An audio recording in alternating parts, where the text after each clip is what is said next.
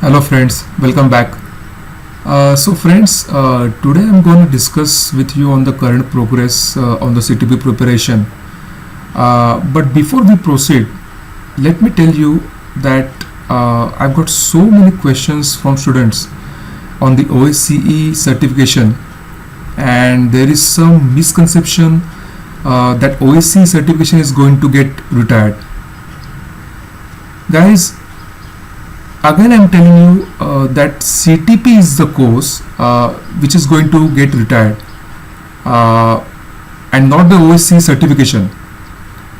And the OSCE certification will always remain same, and offset is not taking away your certification as stated in my earlier videos. So it is also confirmed by the offset team. So friends, let's discuss on the new OSCE certification criteria. So this is the current CTP course structure. It covers the attacking web applications. It also covers the network and edge devices attacks. It covers the advanced user land exploit development and antivirus evasion as well.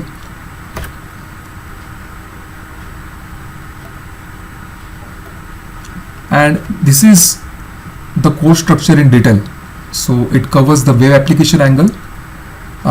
So far I'm done with cross-site scripting attacks, LFI, directory traversal, and so on. I'm also done with the backdoor angle. So it was really a fun while creating a backdoors under Windows Vista.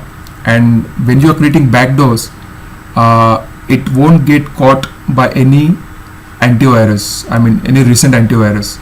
So there are some chances like if the antivirus signature is very good, then they can catch you. If the antivirus is not updated, then they cannot catch you. But there are some times like you can create a backdoor, and after executing that backdoor, you will get a reverse shell or you will get a bind shell. It depends on what shell code you are using. Okay, then advanced exploitation techniques. So under advanced exploitation techniques we have MS 1717 MS 07017 dealing with Vista bypassing ASLR. So I'm done with this. I'm also done with the cracking the A-Gunter series. The zero-day angle is very crucial because it also covers the exploitation from an attacker's point of view, where you have been appointed as a penetration tester for a company, and then in a course of action you find the zero-day vulnerability. Then Windows TFTP server, I'm done with this. I'm also done with HP OpenView NNM. That is a case study. Regarding guys this HP OpenView NNM, I really had a fun while working on this, because normally what happens is like if you are creating a particular exploit, if you are developing an exploit, and then you use encoders or you use a particular shell code, you generate a shell code from typical utility like MSF Venom, and then those utility will definitely be failed while writing exploit for NNM, because it requires you to write a custom encoder. Okay, so I will definitely cover this in my next session, the upcoming sessions. And the last but not least, the networking angle, attacking the infrastructure. So attacking the infrastructure, it also covers the starting from the misconfiguration of SNMP public keys, SNMP keys, like we have private key, we have community key, community strings and public strings. So I'm about to touch this module, so I will be covering by this week only. So guys, again coming back to the new OSCE certification criteria.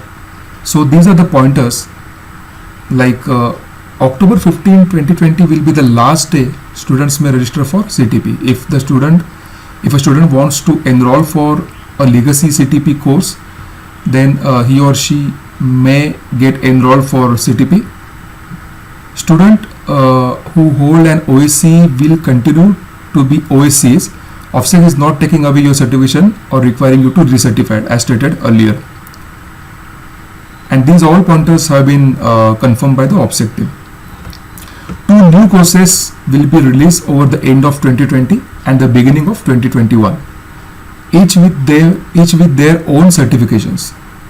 So OFSEC is about to announce 2 new certifications, and these 2 certifications plus the existing OSWE certification will comprise a new updated OSCE certification. So it means OSCE will always remain same, the certification, only the course will be changed.